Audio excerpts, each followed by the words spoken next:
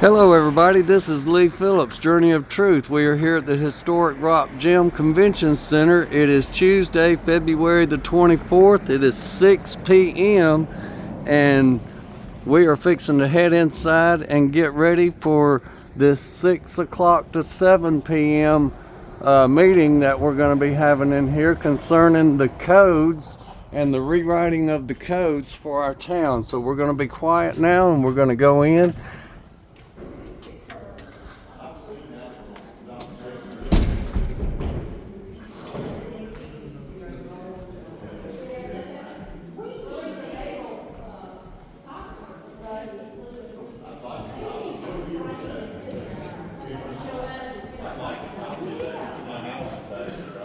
I know so much of it is, like my grandmother lived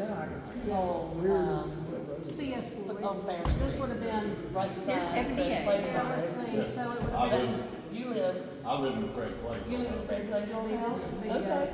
So, actually, or his 20, daughter that's Barbara, this she year. had Yeah. Yeah. Yeah. His house and in fact, Barbara stopped there Sunday after church. Is she still living? She passed away. She tried to trade me that corner piece. She had to trade Oh, yeah. the house because she wanted to buy it. And I'm like, You think this is Queenie? I don't think that's Pine Orchard. yeah, and I'm like, yeah, she's very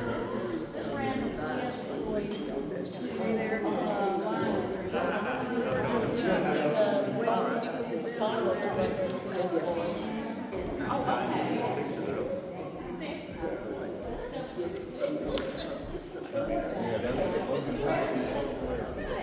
yeah, your signs hanging up in Brownsville. Is it? No, I've tried to buy Mr. Fleming or something. Oh, did you? Yeah, he threatened mother's trip. I'm ready to take his backyard. All kinds of stuff. I heard stories from Barbara. Oh, about it. So, that bedroom was under and there's a door over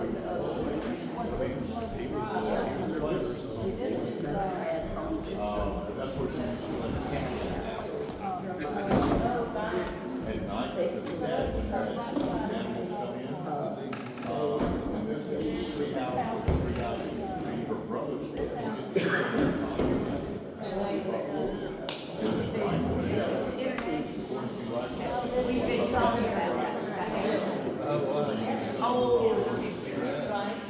Well, they grew up in my house. He bought it in This is Logan Drive right here. It was 78, yeah. 60 years I old. don't know how much it's probably okay. Actually, it was 50. Oh, yeah. This is Linda Guthrie owns this house. That's, they did a mobile home. Right. This is, yeah. Probably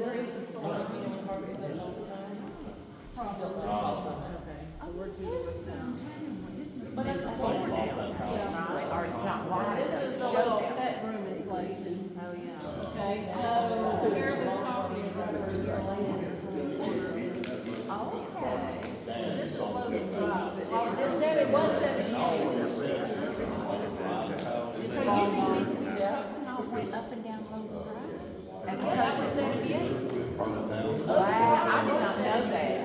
They moved Charlie County lived on Logan Drive. This is Charlie County's house. So whatever our wives said, So we knew it. they didn't want it like We figured that raise the would money. make it right.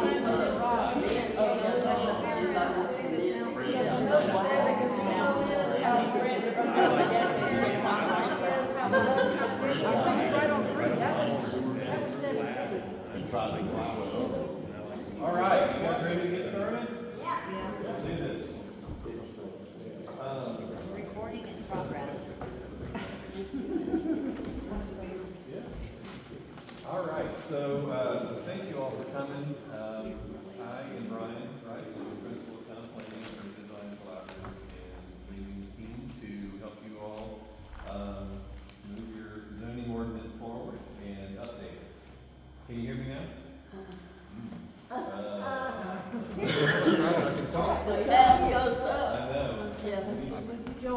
You wanna try a microphone? Well, I wanna hear what everybody says. Oh, we got a microphone there, let me do that. Yeah, that might help with your recording. That's why I got out tonight, which I don't usually do. All right, I'll do my best to talk loud. And I'm not gonna be talking much, so that means the rest of y'all are gonna have to talk loud. So we had a meeting earlier today. We talked about housing and neighborhood character, and got some thinking. We got some good feedback. There we go. All right, hopefully we won't have any feedback from this microphone. And during that meeting, we talked about all sorts of things. The conversation wanders, as it is intended to. This is an informal discussion. We have a heading, or a title for the meeting to sort of guide people here, and so they know, oh, I want to talk about this thing or that thing. But if we start, next thing you know, we're talking about, I don't know, open space or something. Don't get frustrated about that, but feel free to bring us back and say, hey, what about that infill? So we're talking about infill and redevelopment. And we like to start off by everybody going around and introducing themselves and saying if you're representing an organization or something like that, or not, that's okay too. But it's good to know who everybody is. So. Melanie Long, I live downtown Loganville, I own a business here, and I'm on city council. Patty Wolf. I guess I live kind of downtown, but anyway, I don't even know where I live, right? On city council. John Sosby, I live over here on Fair Street, I also own an auto repair shop over here. Pass it back real quick. I didn't see you back there. Didn't see me. No worries. Jay Wright, I live just outside the city limits, but I have either lived in or been around the city since 2001. So I got vested interest in this too. Thank you. Can you pass it back to Lee there? I'm Lee Phillips. I live at 4421 Pecan Street, Loganville, and we are the only registered historical landmark property in Loganville. Wouldn't this be so much more fun if we did karaoke? I am Joanne Burke, and I don't know if you live in those city limits. I'm the other Brian, TPUC. Kim Peckleck, I live in Tara, and I represent a family with my grandchildren. I think it's really what I represent. My name is Bill Griffin. I live off of Leeburg Road behind the old primary school, behind the bakery. I'm Kay Griffin, and I live with Phil.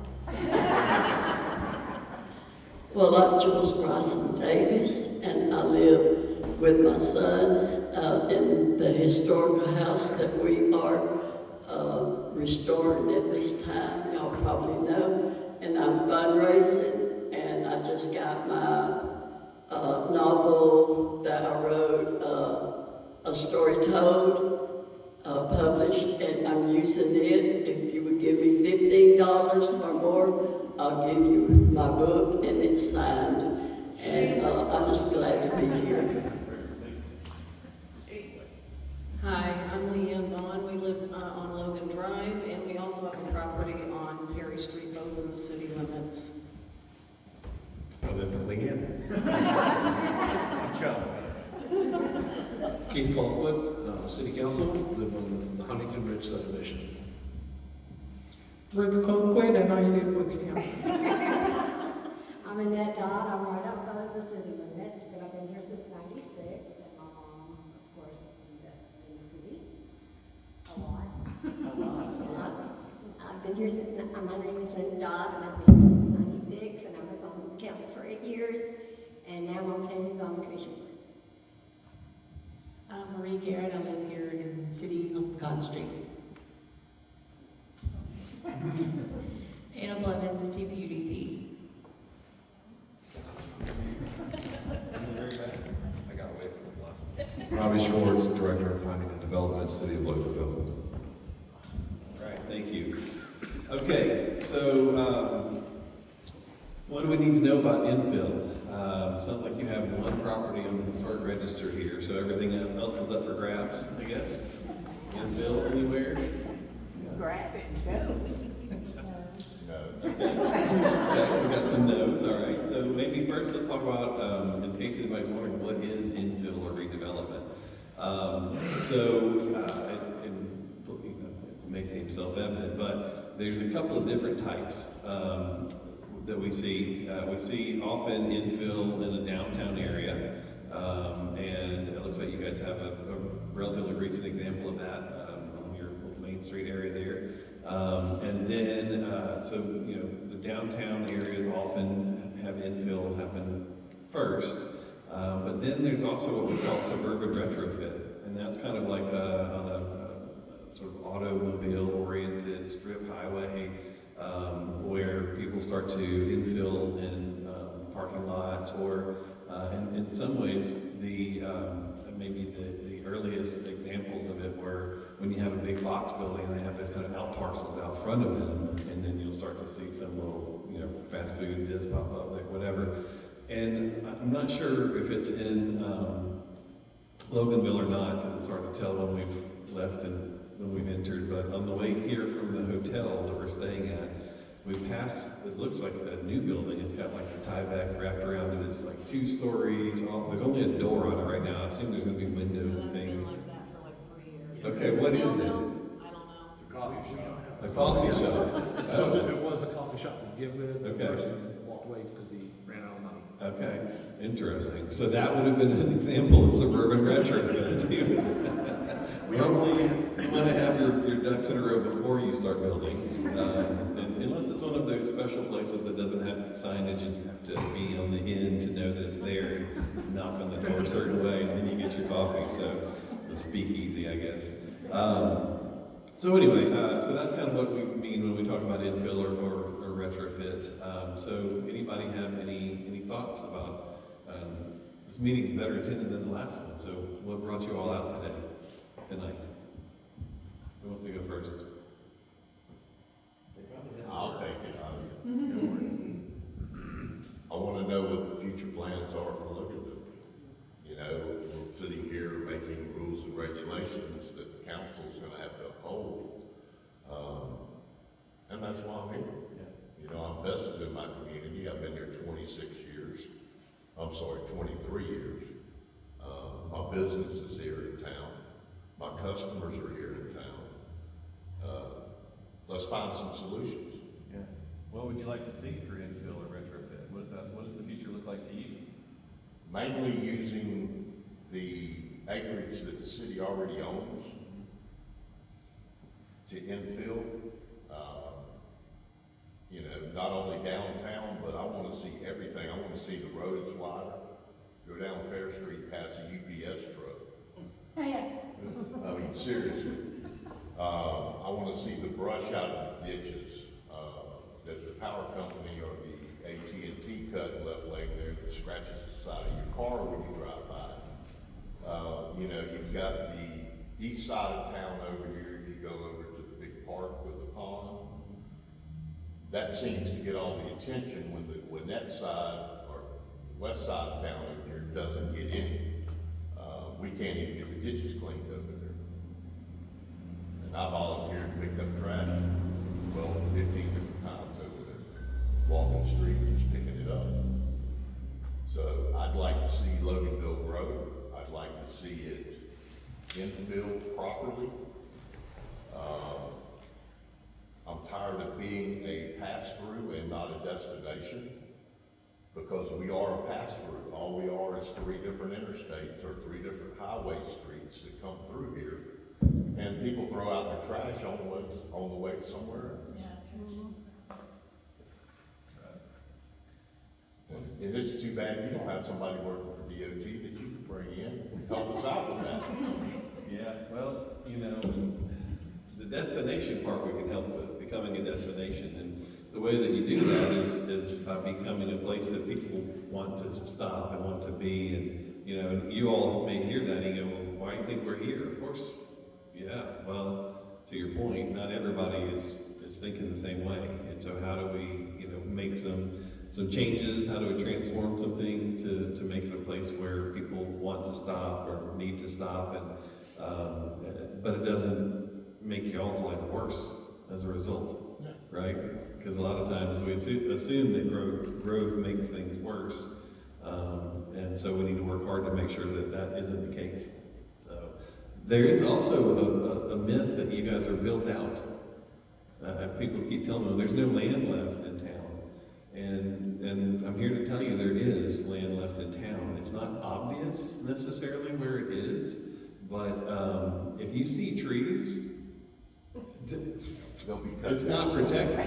It's not like that forest is not in some sort of a protected town forest, right?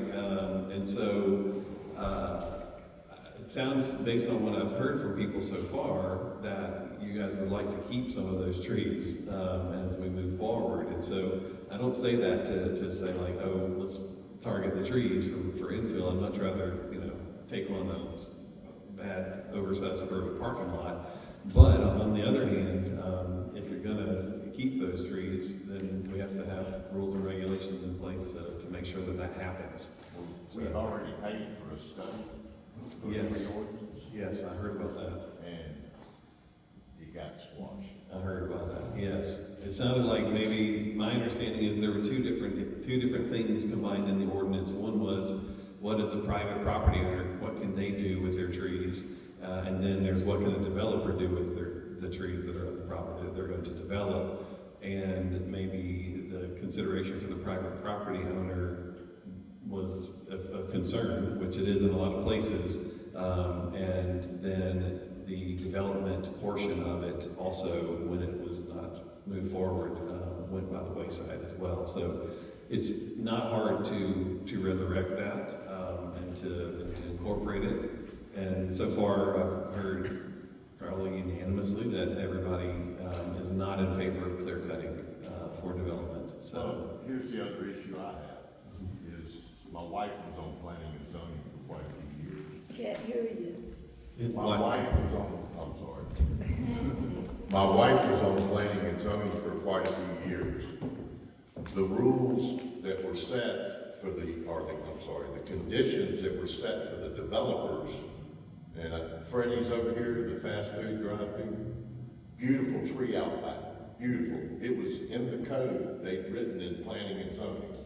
But when it went before city council, it didn't get transferred. So guess what the first thing they cut down was? That beautiful ginkgo tree. That big old beautiful ginkgo tree. We watch it every year. Yeah, I mean, they lopped it off, right? That was the first thing that went down. So what we have is, we don't have any between planning and zoning and the city council, and then nobody going out and checking these developers Yes. at all. Yes. He should have had to replant a tree the same size as the one he cut down, because it was in the planning and zoning rules. When it was passed to council, the council never put it in the rules. No, I thought that you guys did. Yeah. I wasn't on there then, it was the previous council, but they didn't, they dropped the ball. They dropped the And ball. they dropped it, well, I'm sorry, the current council hasn't had a chance to do anything yet, but all the previous councils, planning and zoning means nothing. They're just a front to take the heat, to see how many people are gonna show up at the meetings. The council doesn't take the rest of the recommendations. That's why my wife is frustrated with it. She resigned. well, one thing I'll say, that's a sad story about that tree. You might argue also that equally sad is, I don't know, I mean, Freddie's, kind of the whole situation up there with Freddie's, right? So you got a double whammy, right? You lost your Yeah, you tree. got that ugly detention pond, you got that ugly Yeah, the detention tree was pond. actually against the back of the property line, Yeah, they could've where all their easily- parking is. They could have Tree left could it. have stayed. Oh, yeah, no, I'm not saying they couldn't save it, I'm just saying they didn't hand you out of Freddie's. Yeah, Have you had access to the tree zoning or the tree? whatever? Yes, yes. So that could be incorporated at least with big developments, I suppose. Absolutely, yeah, I for mean, sure. until the city gets a leaf truck, I may start cutting my trees down. Again, when P and Z sends stuff over to council, we're gonna have to watch for those conditions and make sure that they're upheld. Well, if this is written right, we're not gonna have to worry about If we putting agree in to, conditions. and city council has the authority to not True. What P&Z does, but yes, we need to at least look at it. Yes. Well, I want to just make a statement about the trees. If a tree's cut down, it needs to be replaced, because if the trees are down and the roots die, there's nothing in the ground to hold the soil, and we're not sitting on flat ground. We're, like going downhill if there's nothing there to hold it. So that's all I want to say about trees. Trees are important to breathe. So here's what that I want to add as far as what I would like to see. Living right here in the town area, it is so sad to see me and other people having to walk on the streets where the cars are. We have no sidewalks. I use a city rider to be able to go where I need to on this side of 78, not allowed on me to cross 78, it's too dangerous. But I have to ride in the streets. Even some of the sidewalks on 78 when I'm going to Lowe's or where are in such bad condition that my city rider almost toppled over a couple of times, and I have to go over in the grass area, which city riders are not supposed to do, to be able to move on the sidewalk. But if there's a sidewalk and you're not on it, you're disobeying the law, because you have to be on the sidewalk. Okay, so that's one thing. We don't have sidewalks. We did have somebody got run over on Covington one time, having to walk on the street. That was quite a while back. Y'all probably wasn't born. This area, now that we have the library there, this other area, I would think that we would need to have some kind of mini mall buildings that complement our town to be built there, so that our town would be able to get some revenue and take this hardness taxes off of our homeowners. I own my home outright, but I still pay tax. And so we need revenue in this town. If you don't have revenue, you can have all the people that you want, and all it's doing is costing to keep up everything because they're living their life. So I recommend that we have more business, small businesses, and take the back end of Pecan Street that to me should never have been put with 254 or whatever the number is. It should have never been added on, because it was not Main Street, it was Pecan Street that the city bought from people that wanted to move away. But if we took that, it has beautiful pecan trees, beautiful grass that's kept up by the city, and it would make a beautiful little park area for people to go, and whatever that we could do to make it, like everything else. But we got to have some buildings, even if they have to go on Pecan Street. We need businesses to bring in revenue. We need businesses to bring in people. How can you go to a restaurant to eat if there's no place you want to shop? And these restaurants are opening up on Main Street, but where's the people gonna come from? There's nothing here for them to buy. We need to get busy and get people coming in here that will bring a business that other people want. And so I guess that's my 2 cents worth. Just to piggyback on that, I absolutely agree we need sidewalks. It's everything you're saying. You can bring the businesses in. You don't have a way to connect the businesses, through other means than automobiles, you're just, you know, exasperating the problem. So, you know, businesses in where they make sense, you know, I don't have an opinion, I mean, I think that Goodwill, Ingles parking lot is a huge opportunity, but, you know, I don't know where to put everything, but, the other thing is bike paths. If we could get, you know, just more opportunities to get from place to place without having to drive and park and all that, I think that would be hugely valuable. Yeah, one of the things that's good too, when you've got, development going on, as long as you require it, that developers can put in sidewalks and bike paths and those sorts of things. A lot of communities that we work in, they don't require, I don't know what you guys do, but they don't require sidewalks or street trees or anything in the new developments.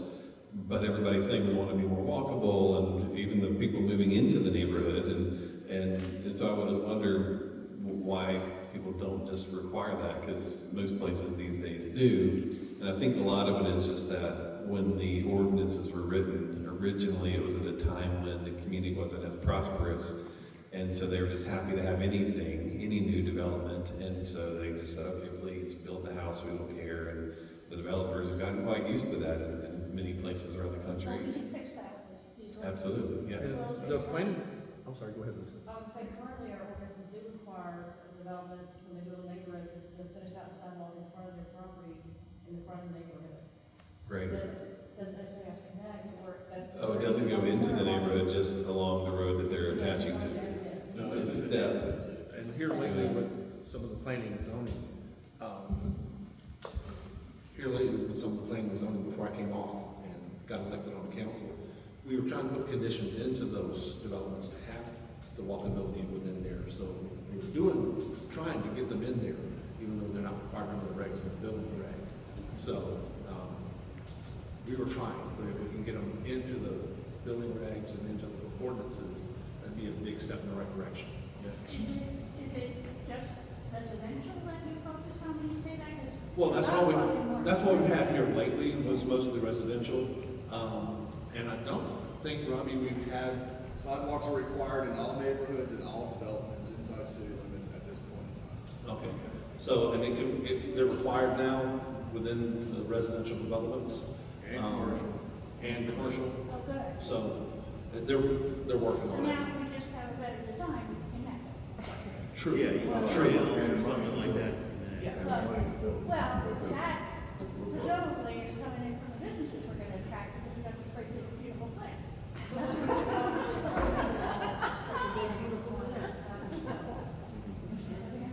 Okay, so, Was the streetscape and sign developments. One more time, Lisa. An area we could improve is the streetscape requirements, some kind of streetscape plan within these developments, rather than just sod and a sidewalk.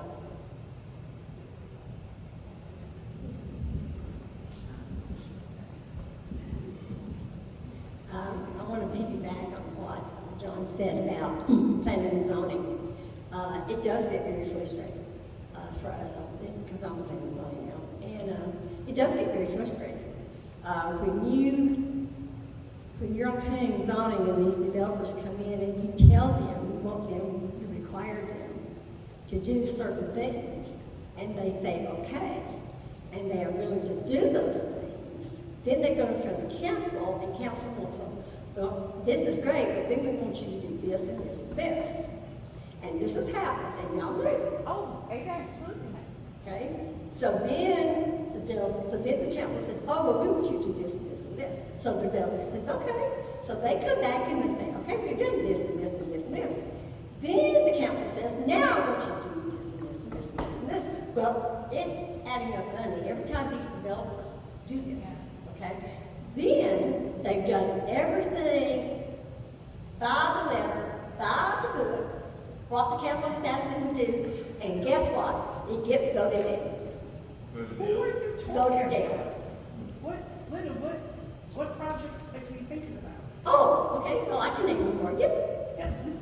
The one for, and this was the mayor's fault. He's the one that voted down the Twin Lakes thing. It was a tie, 3-3, he voted again, I'm still married.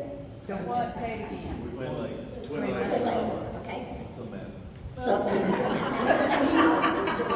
okay, so then we're talking about girls, where the church was at. Oh, Okay, so that property, the guy came in, agreed to do, what happened? Got turned down. Then on Pecan Street, where, He had a lot of green space that he. yeah, and he had a lot of green space, and the church was thrilled that they were gonna be there. Then on Pecan Street, where all that land was, and they were gonna make it walkable to go to Bojangles, to go to Chicken South Chick, to go all that strip mall right there. Guess what? It got put in. Well, why? Why would they turn down? Because they were members on the council, they didn't want to see that happen. And I'm just I'm saying. sure there's gotta be more than that. There's a lot more to Let it. me interject here for a There's second. a lot more to it. But Okay. this isn't the time or place. Yeah. We're getting off track.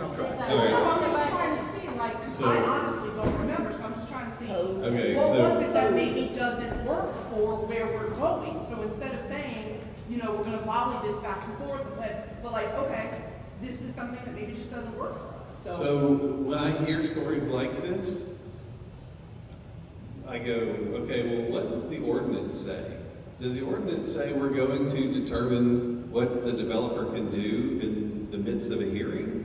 Or does it say here are the rules and regulations that they have to follow? Because unless somebody's doing like a planned unit development or whatever you guys have here, do you guys have PUDs here?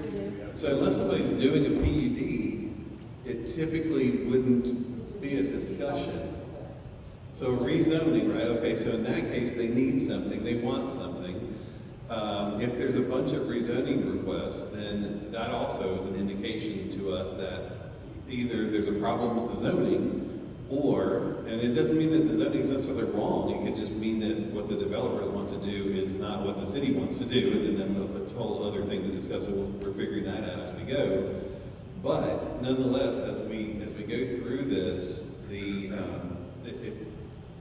got to figure out kind of how to get you guys on the same sheet of music so that what one entity is saying is the same as the other, so developers know that no means no or yes means yes and all that, and it'll be less frustrating for everybody. Well, Hang on. Oh,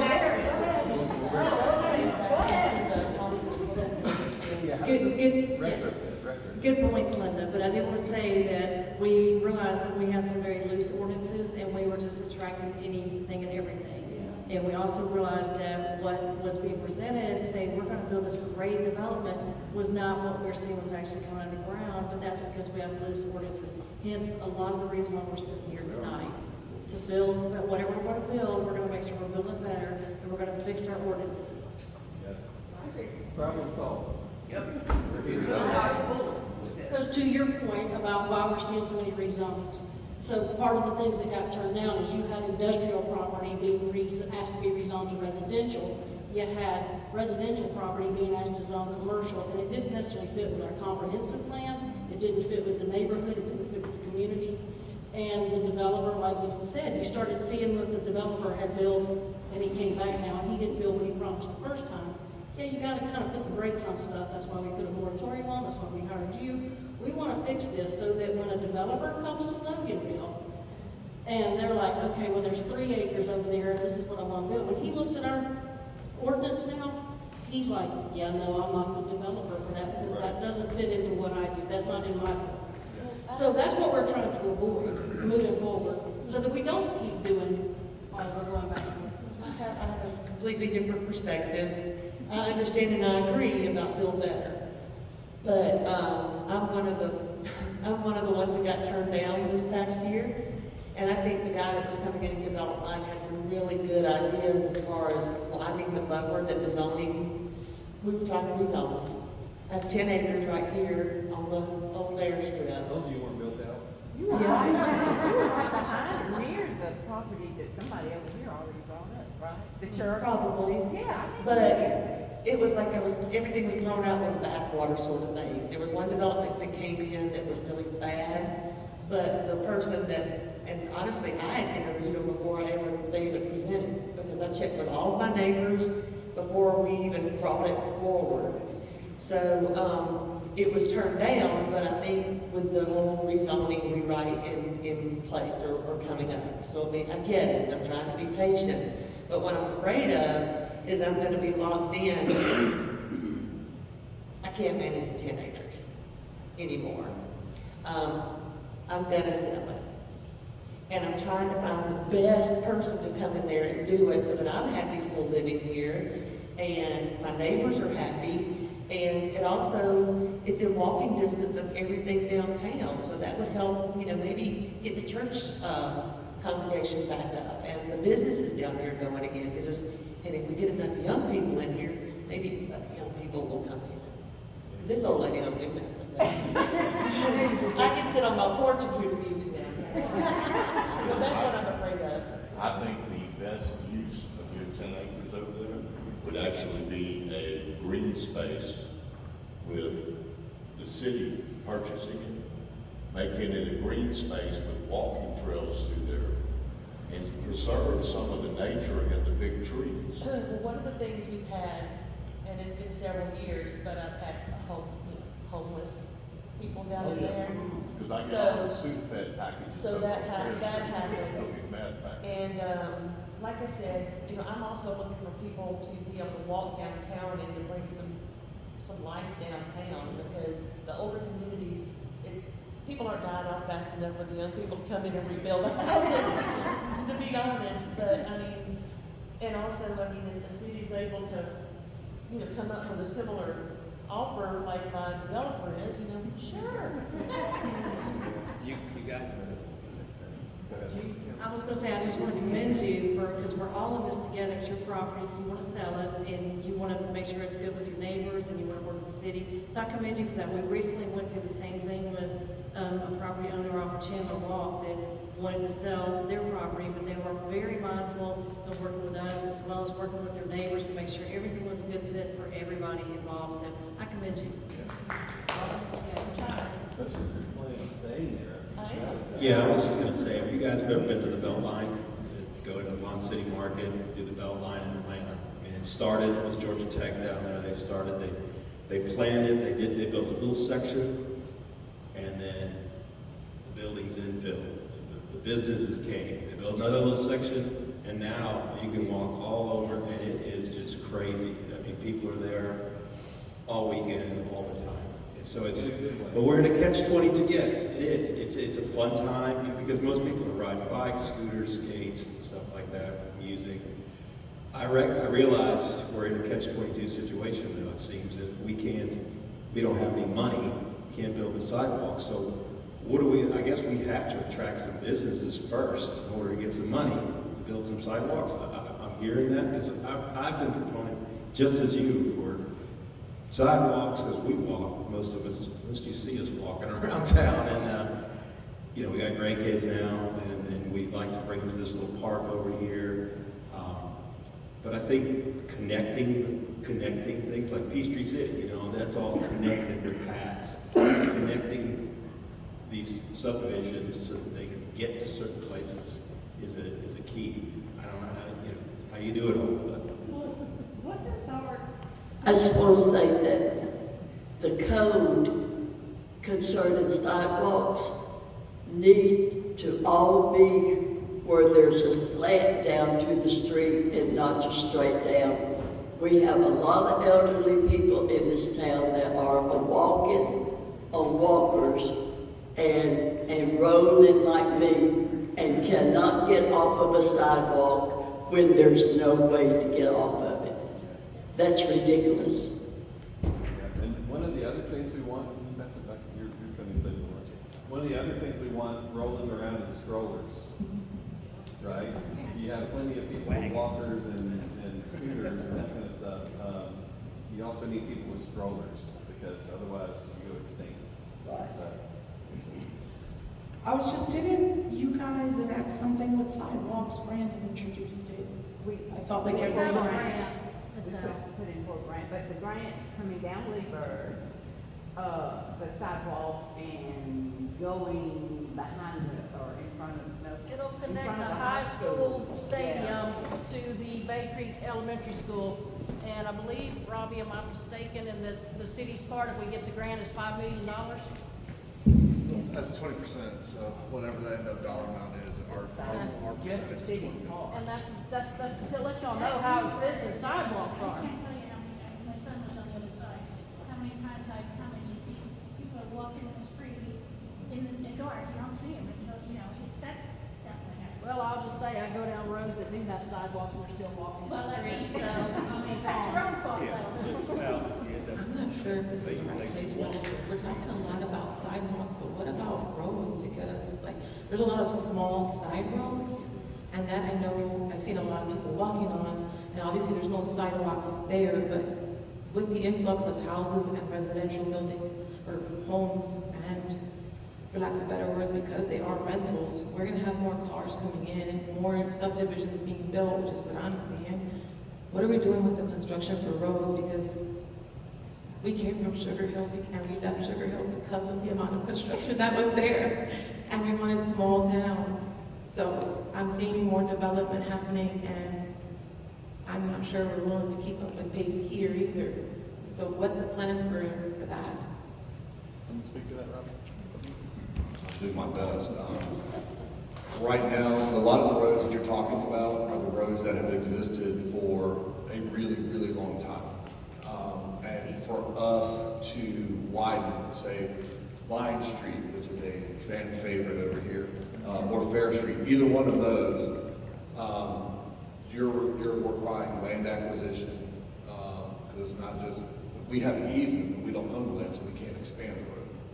And then to expand a road, or even just to build a road, council members help me remember, what was it? How much was it per mile?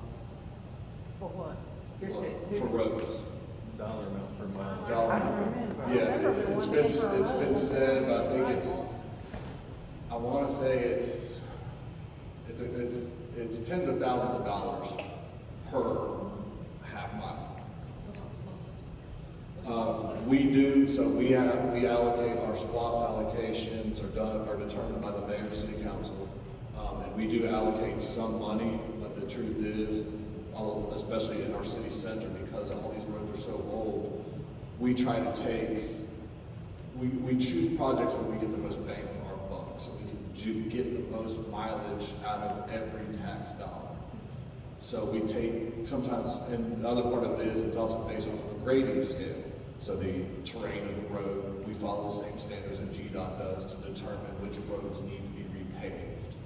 So there are different mechanisms, but obviously, if the city council, when we discuss this, it's like, man, we can have $100 million in our pocket and still not have enough for all the sidewalks we need in the city. But, or if we infill and we get Yeah. developed, we build it, then. And that's where, like a lot of the sidewalks on 78 were built by the businesses that came there. So we're to the point now where, like, Melanie had some houses that were being proposed by her guys.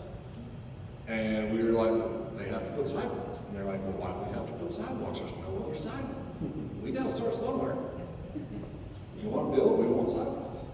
And look at 20, just down by the old library, what that's costing the city, and it's a GDOT project. Yes, I mean, It's like a multi-million dollars to move the wiring, the piping, and all that kind of stuff. But the good thing about GDOT is they're gonna build the sidewalks. Well, So one of the things y'all need to make sure you don't ever do is make fun of sidewalks to nowhere, right? That's what we are, like, there's a sidewalk and it goes nowhere. And it's like, I know, it's the first section. The second section will be taking you to somewhere, so.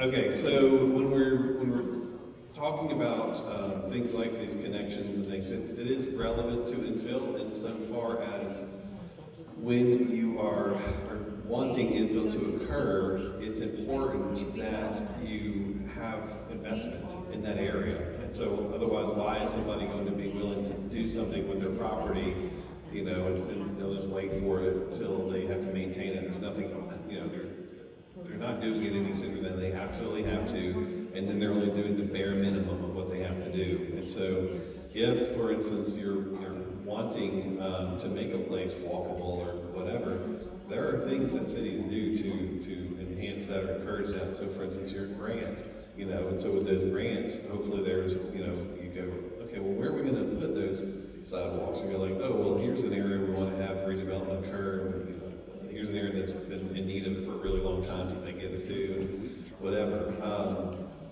What's the main revenue source for the city? Is it sales tax? Property. Property tax, okay. Okay, got it. That's our only revenue. We get a little bit off of water, we get a little bit off of the garbage. Well, we get sales tax.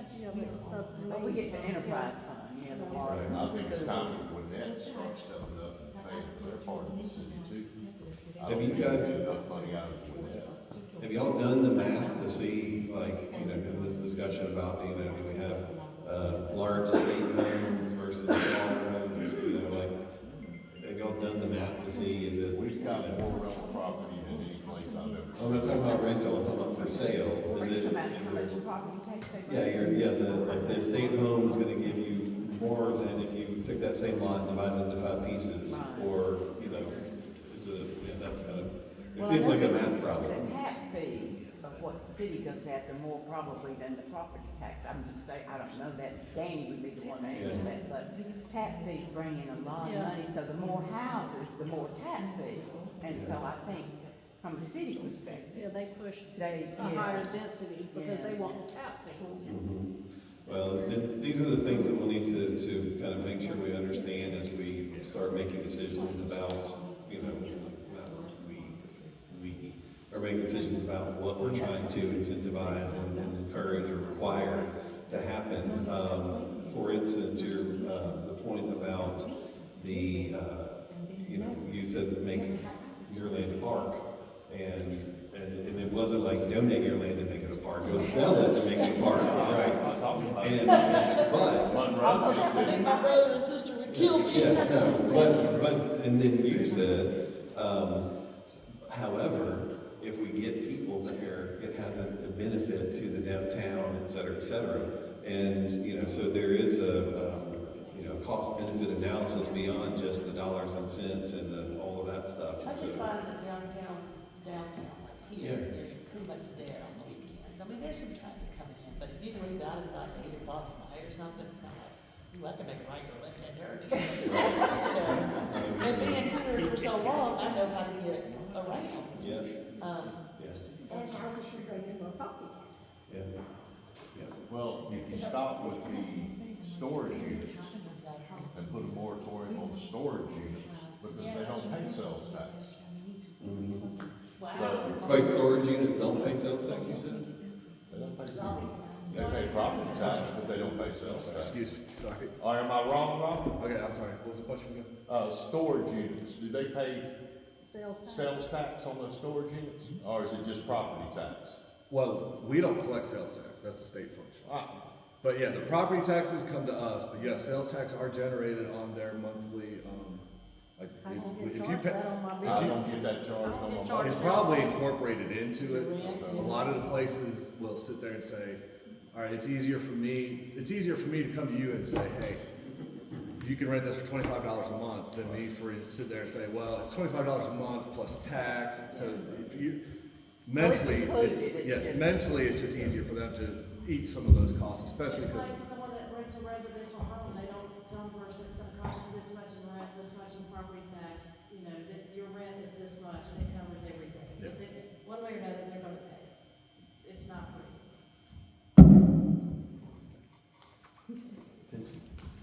So, what was I gonna say? Over the years, and like I've owned the 55 years in Loganville, over the years I have met many people who came to this town because they could buy a house, or just a regular house, medium-sized house, with a yard. And a lot of these people, they were raised and come from the cities. Like me, I'm an Atlanta girl. So, that's what drew me here, with the exception of God telling me to come and gave me the house. and he's got more plans for this town than we can even describe. So, people want a piece of land with a house and a yard that they can get out and cut their grass or lay in it or whatever, they make a garden or whatever that their desire is. This was the town that people, the car place advertised, where's Loganville? I had a daughter that lived in Texas that was so homesick, and the only thing that would help her was when she heard in Texas an advertisement that said, where's Loganville? And people come here because they want a small town, not like what's happened all around, because we're not a city, we're not a big town with a lot of stuff to put here. People want a small town with a yard, some trees, flowers, bushes, a tomato plant, or whatever. I got collards, kale, spinach growing right now. Y'all can come to my house and get some. Who's next?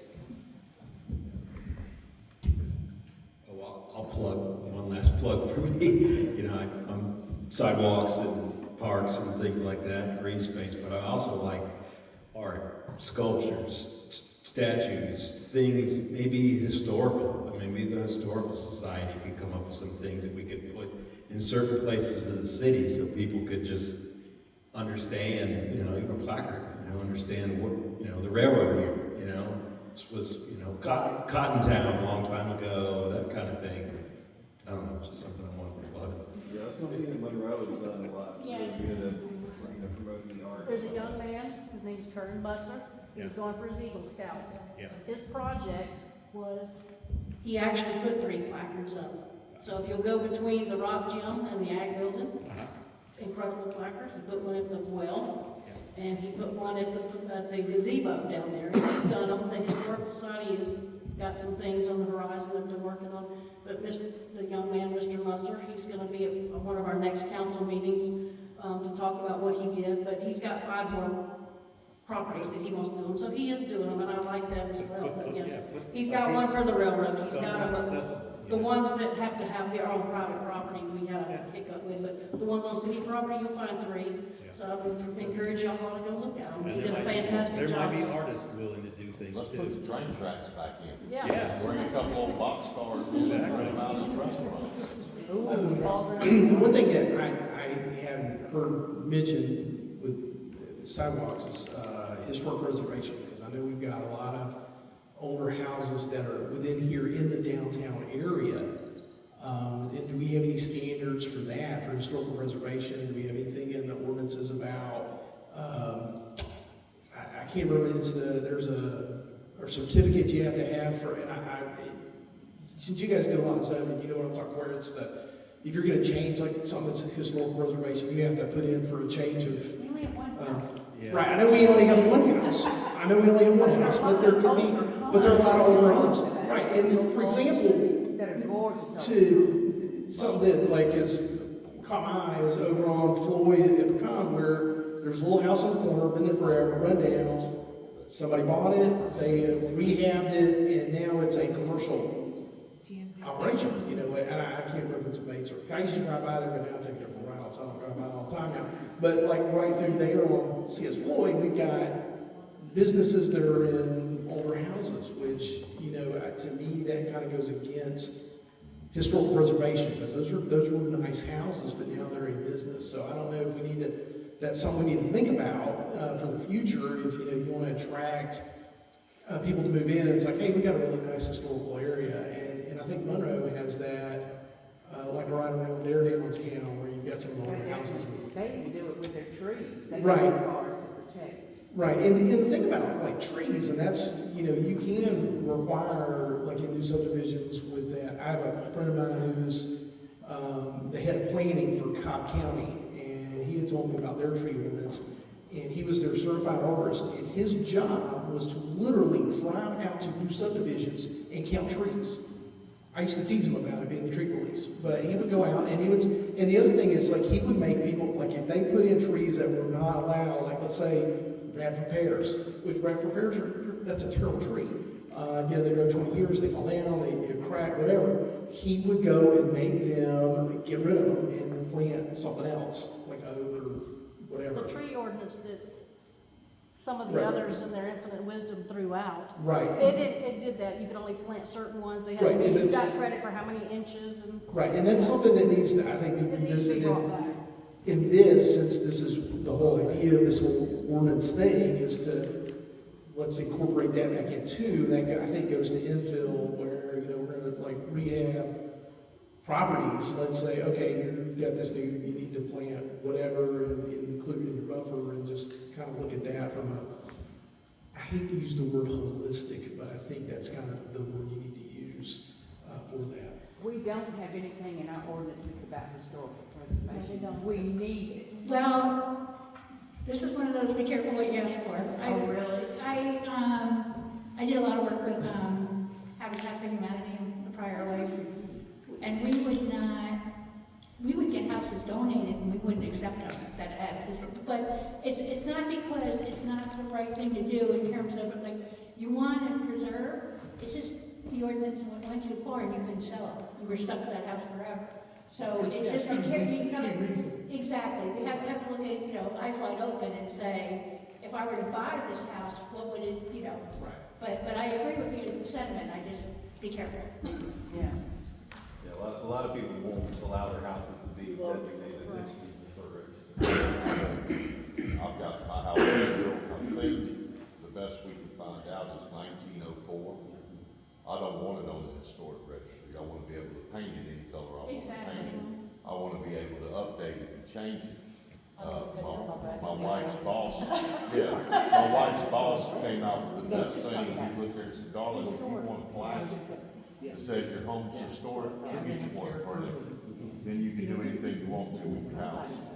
You're mentioning infill and Yeah, so we're here to talk about what zoning, right? And it is infill, and these are all great ideas. And is the plan to like zone some of these areas so that we can entice buildings and businesses to come in? There's a couple of buildings that I thought were really cool. We went to Napa, I don't know how long ago. Napa it's a big square building, and they had a little restaurant on either end. Inside the middle was candles, butcher, all kinds of interesting, eclectic stuff. That was a cool building. The Oxbow Market? Yes, Oxbow Market. That was cool. Now, Krug Street Market downtown Atlanta is kind of similar. It's got, a little bar at one end and about 10 different things of food. And they're just doing that in Snellville now. There's a building there.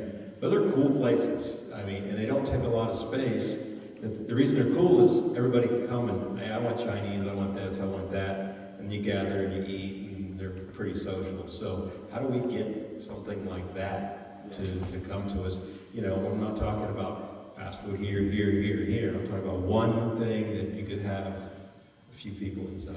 So Yeah, Can I just speak to that really quick? referred to as a food hall. Yeah. That's a food hall. Can I just speak to that really quick? So I know that we have a lot of these large conglomerate companies coming in, and they're building these things, but what they're doing is allowing, like, and I feel bad even saying this, but once they don't succeed, like these large conglomerates, it allows for the small businesses to actually come in and purchase. Because of the fact that they don't succeed, they're gonna eventually have to sell, right? And so at some point, a small business is gonna have to go in and take over, and hopefully the town will back them because they live here as opposed to out of our city. I mean, that's that's what I think. I mean, I'm originally from Miami, and being from Miami, we see businesses shut down in less than a year there. Here, I mean, the Thirsty Moose in downtown Monroe closed in, I guess, a year, roughly, 2 years. There was also the other one on the corner there. It closed down after 2 years of being open. Have you seen what that building's being sold for? 1.5 million, sorry. That's a lot. Can you imagine the rent in that place? So, I mean, I think also it takes into account that a lot of the people that live in Loganville, and I'm not trying to reference age or anything of the matter. I'm of the younger generation, I'm sorry. We have to pay all of our taxes. We don't get an elderly discount. I'm sorry for anybody, I do not. But we don't either. Okay. But we don't pay school tax. Okay, well, that's what I mean by Which is a discount. huge because- discount. Yes, and that's what I mean by discount. My husband and I pay full, although we homeschool our sons. So I mean, for lack of better words, we need people that are going to stir the economy.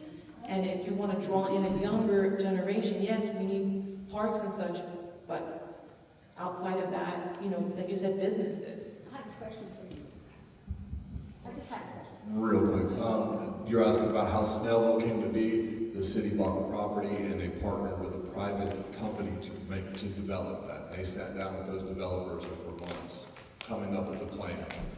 Monroe's redevelopment was actually kicked off by a private developer buying stuff, renovating it himself, and then the city saw the benefits of it and became more involved. So a lot of this stuff has been kicked off by public-private partnerships. So how do we make that happen here? I just want to ask you a question. Since you're the younger generation, do you prefer a house that has a big yard and take care of, or would you rather have something that's smaller, like a townhome or a cottage, or that's not? And I know you've got kids probably, and so you want room for them. But I'm just talking about your generation, the ones that don't have kids, and the ones that don't. Because I hear that a lot from the younger generation. We don't want responsibility. I'm sorry?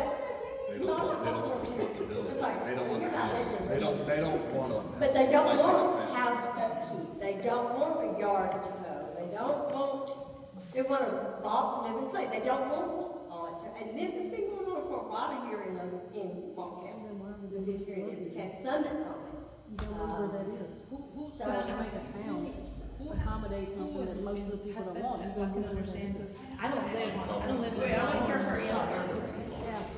So I don't live in a townhome. We actually own some land. Because we came from Sugar Hill, we did have some land there. We moved during COVID. My oldest son, he was born premature, and we thought it was time for us to get out of where we were to be able to provide more for him. Again, we moved from Miami to provide more for them here in Georgia. We moved from Beaufort to Sugar Hill, from Sugar Hill here. We planted our roots here because we believe this is a town where we can grow and we can help others grow and develop. But how can we stir the economy? She said, But so you want land? Yes, I don't want to, when she said that she wanted to sell, my biggest fear was that another huge company is going to come and build another 100 homes. What is that going to do for land? What is that going to do for our roads and then the sidewalks? Yeah, there's going to be sidewalks there, but then what about everybody else? Where in our entire town? I was just talking to him, and if any of you have City of Lawrenceville gas and you're on auto pay, there's a percentage, a small bit that gets rounded up. Yes. He asked me, he goes, why don't you just ask them what they're gonna do with it? And I know what they do with it already. They donate it to people that are in need. What is in need then? Why can't we ask for that percentage to be given back to our towns? Because, for example, AT&T, You can't opt out of that. you can, but you have to pay it every month on time. And I'm sorry, but I don't have the No, but time. you called them up and. I have, and you know what they told me? No. What? Yes. Oh, hell no. So I think what she was getting at though is, on average, people in the younger generation aren't interested in having a large house, large single-family lot, large cutting grass. I don't think that's true though. It is. It is. I think it has to do with Statistically, what we're paying Yes. on the government and what we have to, all the other responsibilities would be an additional amount. But if you think about it, in these rental communities, the reason why they succeed is because they have companies that come out and mow the front yards. They don't care about the backyards because they put a fence up. Before I stayed home with my children, I was in real estate. I was in real estate. So I understood this. I understand a little bit, but not enough, obviously. Yeah. Just enough to know what they can and can't do and what they can and get away with. And I that's- think the point though is in any city, if you are only offering one thing, you create a monoculture, and that monoculture stagnates, and you end up, any monoculture is unsustainable long term, right? Because the point that, people aging out here, and then it's so, we're like, oh, the young people don't want to have to keep up with the yard or whatever. Same thing happens at a certain point when you're old enough. You're not even not interested in cutting your grass, but you can't cut your grass, right? And so then if we think about too, like, if we are focusing only on single-family large lot homes for the future, which is the predominance of what you have here already, but if we focus on every bit of land that's left here becoming that, and you also want your downtown or other areas to be thriving, it takes, the amount of money that a wealthy person who lives in an estate house pays more so than somebody who lives in a smaller house is not exponentially greater, right? They still eat one dinner, they still eat one lunch, and so ultimately you guys have to decide, and your comp plan has some guidance about this too, but if you are wanting to have the downtown that is a special place and other things like that, then you may need more people to make that happen.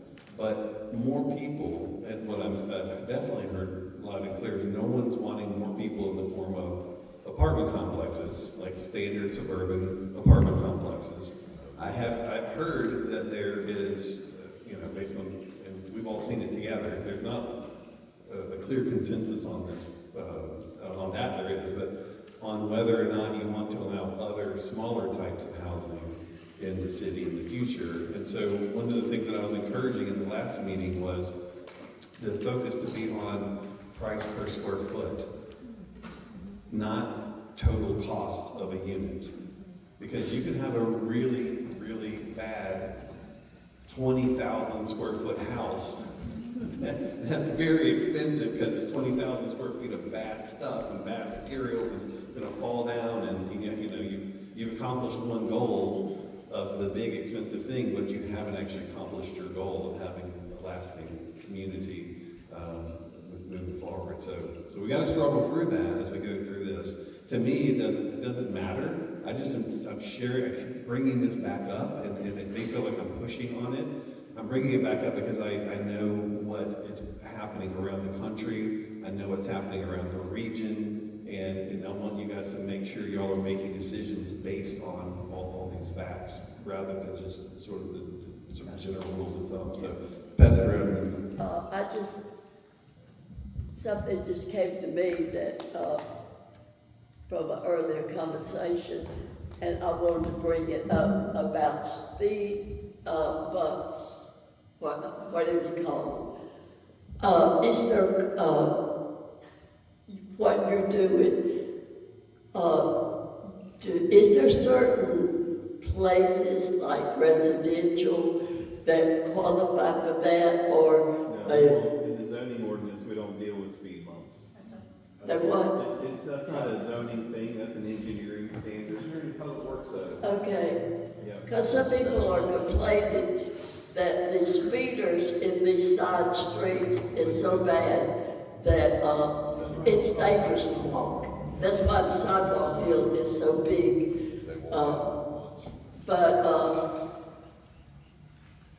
that's something that somebody needs to discuss, whether if it's commercial or residential or whatever, that you're going to make up these codes, that we need something that would allow those things to be put on streets. It's been discussed a lot, but our ordinance doesn't allow, you have to be so many feet from this, that, and the other.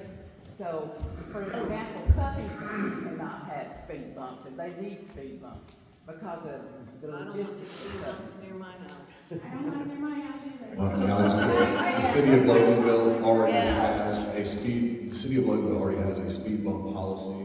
It is done upon the request of the residents. All they have to do is contact the city, request a study. We do a study. It has to make a threshold of, I believe it's 85% of the drivers doing greater than 10 or 15 miles over the speed limit to qualify for it. And is the speed bump the only bandage that you can do? Or are there other Why don't we do speed dips? In the roundabout, something that feels Have like you that ever too. driven through a speed dip? Not intentional. Won't do it but once, because like speed. And you don't get the cut as they go over. Sparks fly. You get broken tires. Well, no, actually, where I grew up, we had speed dips. They literally cut in the road, the dip. And you slide down that road, but you didn't go airborne, so it wasn't any fun. You go down, you didn't do it once. All right, go ahead. Okay, I'm not gonna touch this big bunch conversation, but, we talked about the need for multi-unit dwellings, which I agree with. I have opinions on where and what kind and all that, but I agree with that theory. But again, if we don't have the money coming in, and we'll get more money through that, and we can work with the developers in our zoning laws to insist that they put the paths in. But right now, like, that connectivity has gotta be forefront. Like, it's gotta be right in there, or we're gonna not incent businesses to come because it's too hard to get through the traffic. Yeah. So, that's my only. I have a question for Melanie. For Melanie? Melanie, you got a question? Wake up, Melanie. I'm listening. I'm listening. It's related to talking about. Yeah, well, is historical housing. Is what now? The historical house is part of it. We have to figure that out, as far as are there going to be standards regarding that, and, I'm not sure exactly how it's set up in Georgia, if you're not, designated on the historic register or whatnot. Well, because she is in the historical society. And can you answer that? Well, like the lady said, told me, I forgot your name again. Kim. I don't think anybody actually would want their house to be on it, because to be on it, you would have to go in, gut it, put it back like it was originally, everything.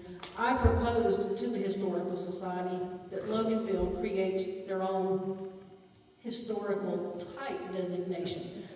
But you can keep your house, just like it is. You don't have to go and do it everything, but we recognize it as it's Dean King's that was the Loganville International Airport. That this property is this and this property is that. So it's something I would like to do, and again, I've said that we have a president of the Historical Society, and as long as she wants to be the president of the Historical Society, she will be, because I'm not that person to push somebody out.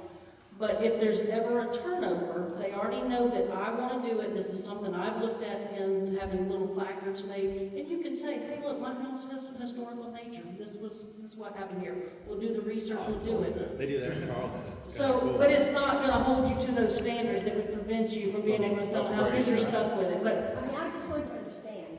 right, but as far as that, no, and I don't think that that's something that we want in this. Just right quick on the infield, when I first said no on your question, is there anything that's off limits? I would say the churches on Main Street and in these rock buildings. You mean the talking Baptist and the redevelopment. Methodist, not the historic churches, right? Okay, that's what I was gonna say. We'll make sure it's. Yeah, no, yes. So with respect to development, I know she had mentioned, and y'all had mentioned that there's the larger population of younger adults that are coming in to buy houses now, don't want to have the responsibility of land. What about zero lot lines? What about permissions for certain subdivisions, as opposed to doing, townhomes, or even, building, high rises, and such? Why not zero lot lines? You have to have some of those. What does that mean to you? So that means that the homes are a lot closer. Yeah. So that means that a lot of the power lines, to my understanding, are underground.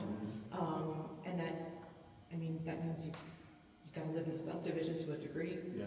I'm not sure, it's somewhat similar in I guess what I think, to I was just getting townhouse. clarification on what, because it just means different things in different places, so. Okay, I understand. yeah, So if I didn't have to buy a townhouse, and that's what as a real estate agent when I was, a lot of people didn't want townhouses because they're like, I can hear my neighbor fighting.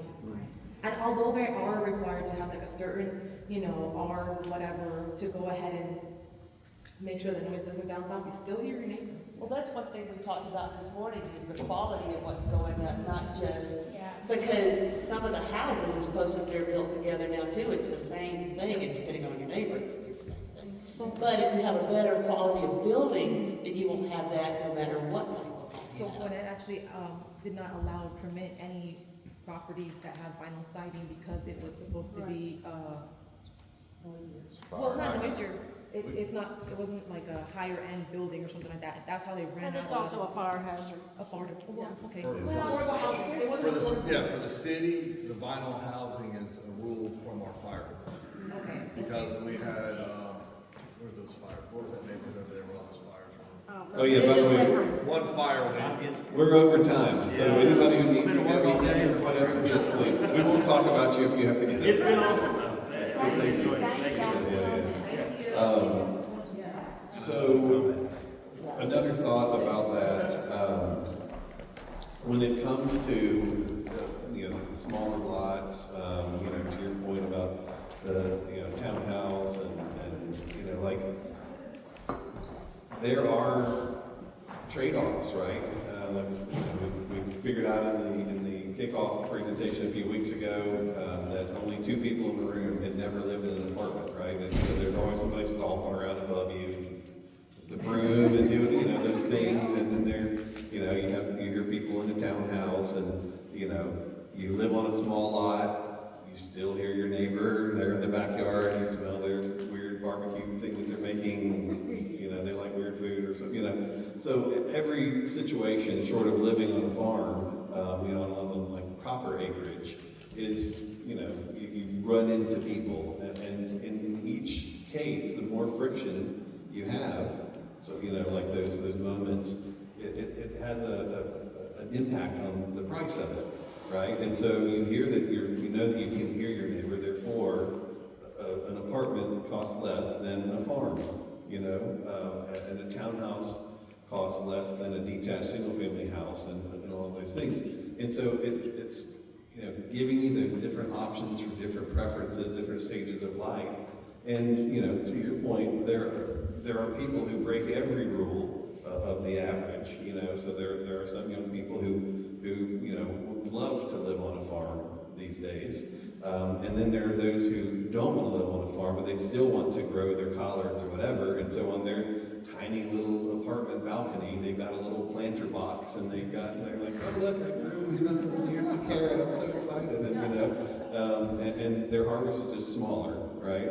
And so some things, some preferences change, and some stay the same. But I think what we've got to do in every community we work in, you can imagine this isn't the first time I've had this discussion, right? It's always the same in every single place we work.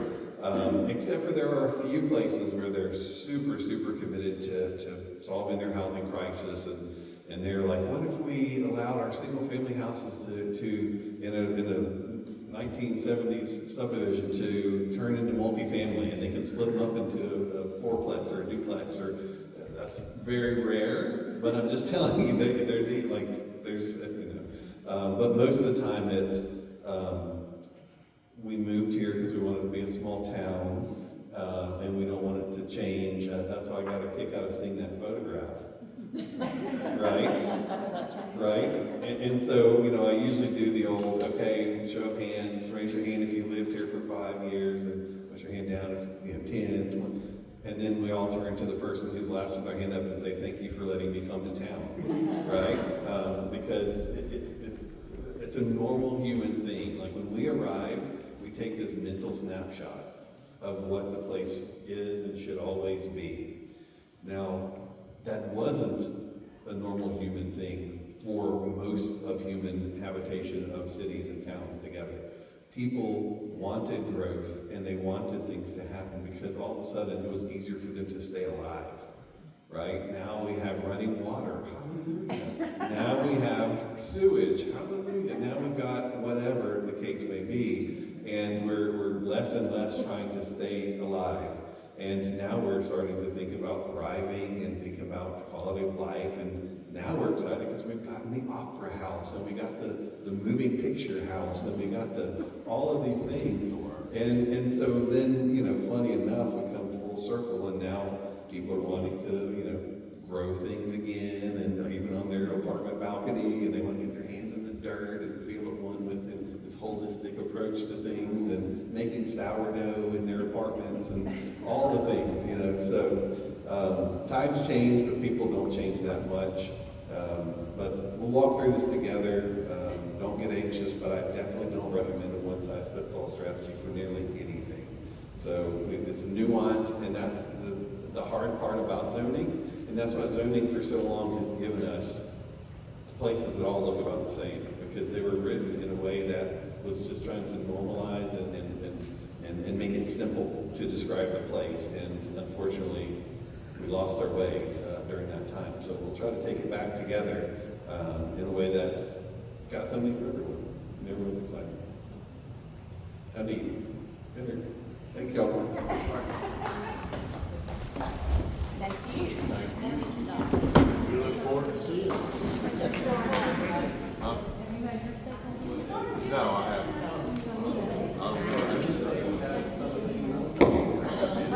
All right, everybody, that's going to wrap it up here from the Old Rock Gym. Y'all remember, be safe out there. Be good to one another. Do something kind for someone. And y'all have a blessed day.